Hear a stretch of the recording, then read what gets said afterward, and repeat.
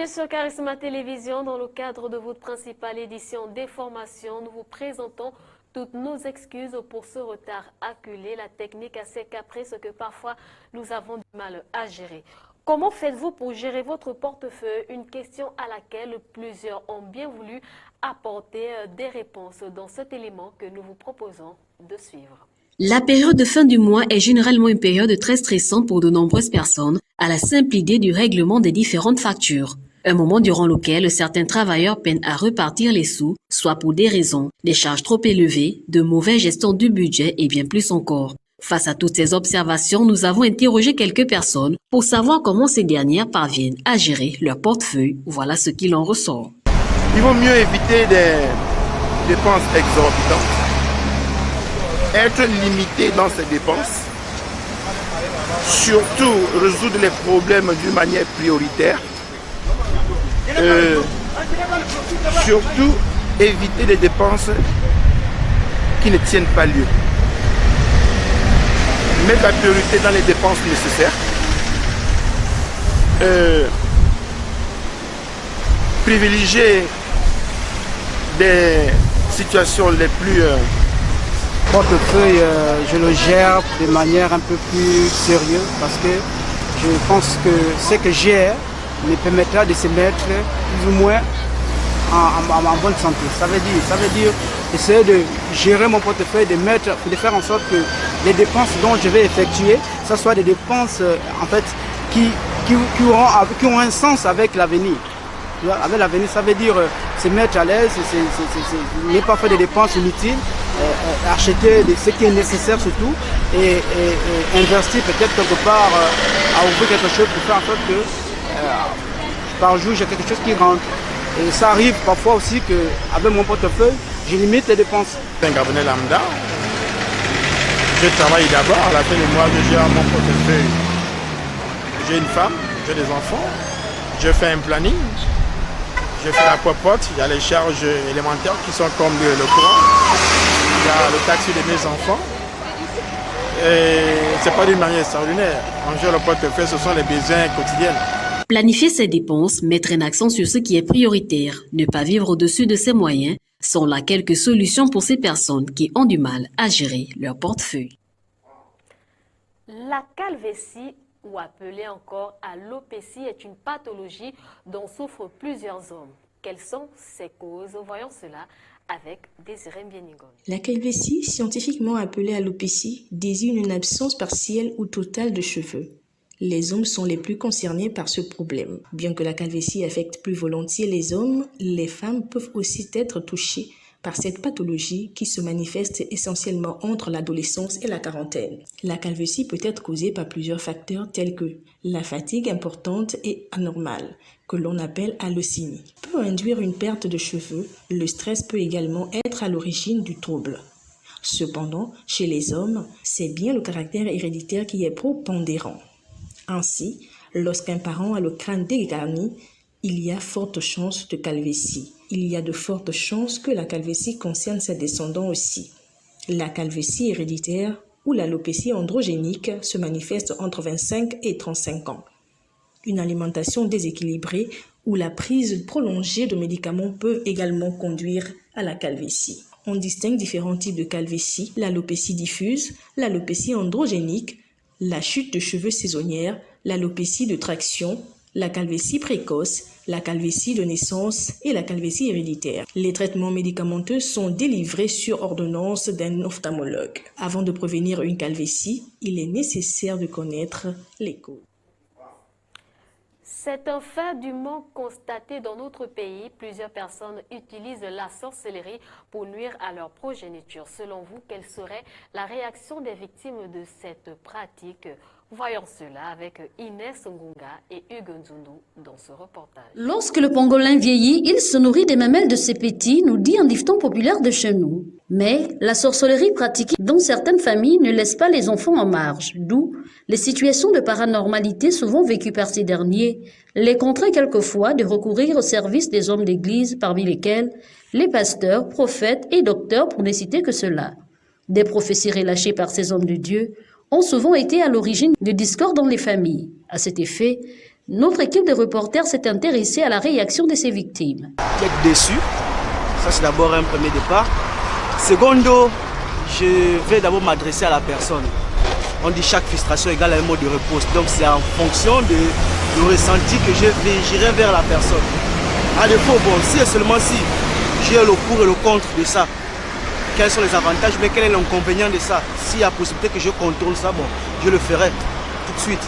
Parce que souvent on dit, malgré ce que ton père ou ton parent fera, tu le dois loyauté et respect. Donc, pour éviter aussi que toutes les charges, ce qu'il fait, et ma réaction contre lui fera sur moi, donc je préfère me comporter de telle sorte à ce que donc, ça ne me nuise pas. Moi, ça n'existe pas. Moi, je crois pas. Moi, je suis un chrétien. Moi, mon seul âme, c'est Dieu, le Tout-Puissant. Donc, la sorcellerie, de ça là, moi, je ne crois pas à ça. Bon, moi, je veux dire au départ que moi, c'est Dieu, le Tout-Puissant lui-même. Donc, ce que les pasteurs disent dans les églises, ça là, ça ne me concerne pas. Ça ne me regarde pas. Moi, la seule personne que c'est de prier mon Dieu, si c'est un sort. En tout cas, Dieu lui-même va anéantir le sort. Ma réaction sera celle de tout être humain. Je ne voudrais pas, ipso facto, jeter l'anathème sur mes parents, mais je crois que je suis leur élève. Si mes parents m'ont mis au monde, c'est pour que demain ou après-demain, je puisse leur remplacer, leur succéder. Maintenant, qu'ils jettent l'anathème, le sort sur ma personne, je ne sais pas à quoi cela leur servirait. Je ne dis pas que ça ne se passe pas, mais moi je n'ai pas encore vécu cela dans ma famille. Ma réaction est la suivante. Lorsque je vais découvrir que la sorcellerie, tout ce que j'ai parcouru à ce moment, vient du père ou de la mère, je vais d'abord justement aller auprès de la mère et auprès du père, d'abord aller les avertir, puisque je suis déjà au courant de tout ce qui se passe. Et demander à Dieu, parce que lorsqu'on te dit, il faut demander à Dieu afin qu'il te saisisse encore plus. Il doit te montrer d'où réellement le problème sort. Donc après là, vous devez vous rapprocher encore tout près du pasteur, parce que c'est le pasteur, c'est notre Dieu sur terre. Donc lorsque vous allez vous rapprocher auprès de lui, c'est lui encore qui va encore plus vous édifier par rapport au problème. Mais selon ma réaction, qu'est-ce que je ferai? Je vais d'abord me rapprocher auprès de la mère, poser d'abord une simple question à maman. Qu'est-ce qui se passe dans ma vie? Et moi aussi, également, je vais comprendre ce que la mère doit me dire. Également au père aussi. Que de tels agissements soient proscrits pour la solidité de la famille et la bonne marche de la société. Car un enfant qui réussit fait la fierté de ses géniteurs.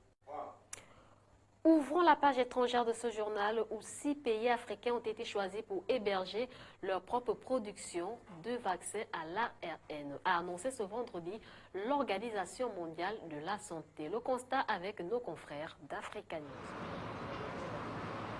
6 pays d'Afrique auront leur propre production de vaccins ARN messagers, a annoncé vendredi l'Organisation mondiale de la santé.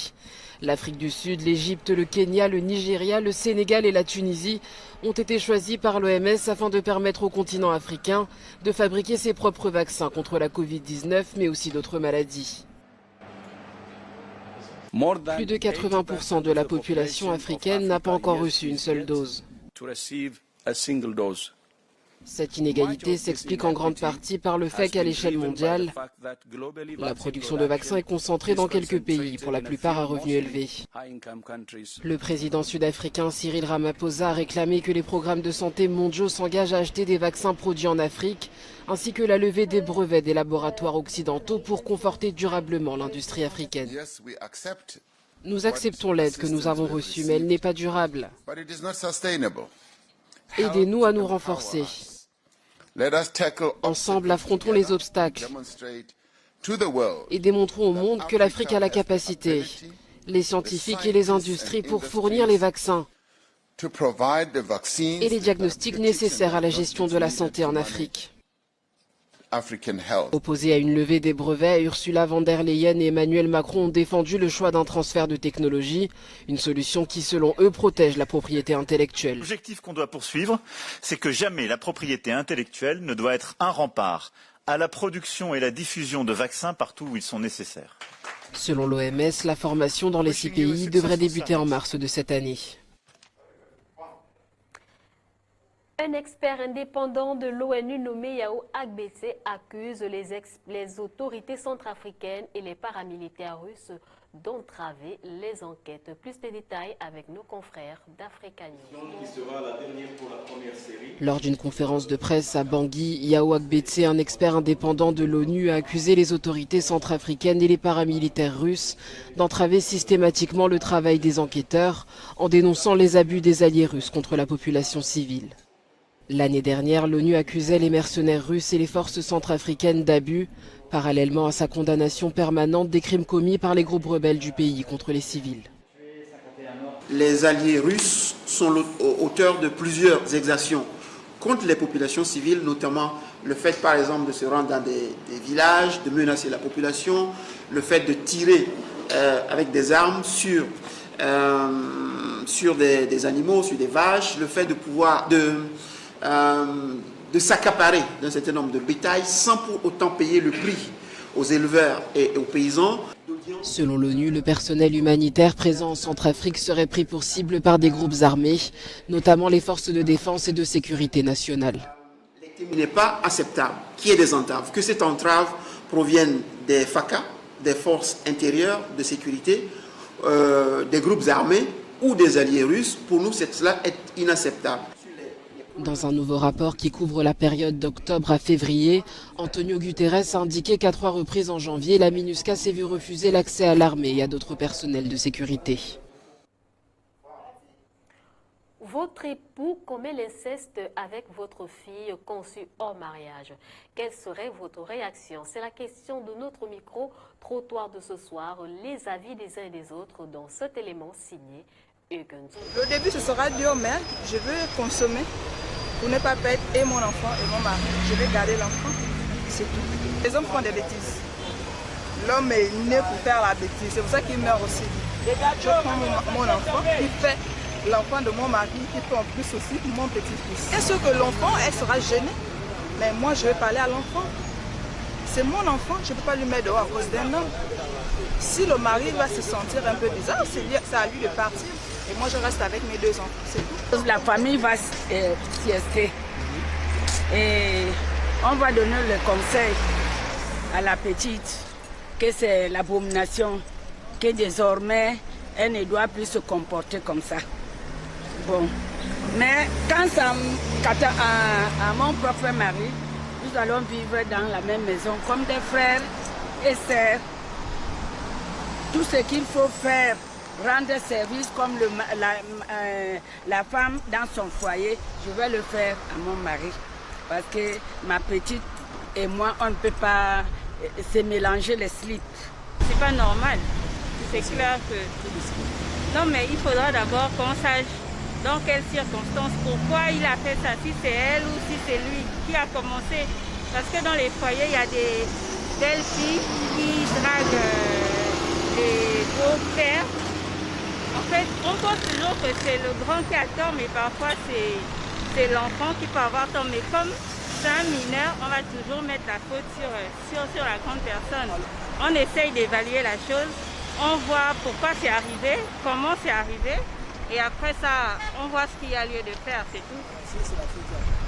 Mais si c'est la fille qui a tort, je ne vais pas quitter mon homme. Je vais m'arranger à éloigner ma fille, je ne sais pas. Mais pas besoin de quitter mon homme. Mais s'il arrive à l'enceinte, c'est que lui aussi il est fautif. Parce que si une petite fille vient vers toi, tu peux facilement la repousser. Voilà, chers téléspectateurs, qui vient mettre un terme à cette principale édition d'information. Merci à vous de nous avoir suivis. Nous remercions également l'équipe technique composée de Wanembi à la réalisation, au montage Ingrid Togu, au cadrage Hugues Nzundu, également l'équipe rédactionnelle composée de Désiré Bieningon, chef d'édition, Inès Gunga, secrétaire de rédaction. Je vous dis simplement à la semaine prochaine. Entre-temps, n'oubliez pas que chaque instant de vie sur Terre est un miracle de Dieu, toujours rendre grâce. Bonsoir.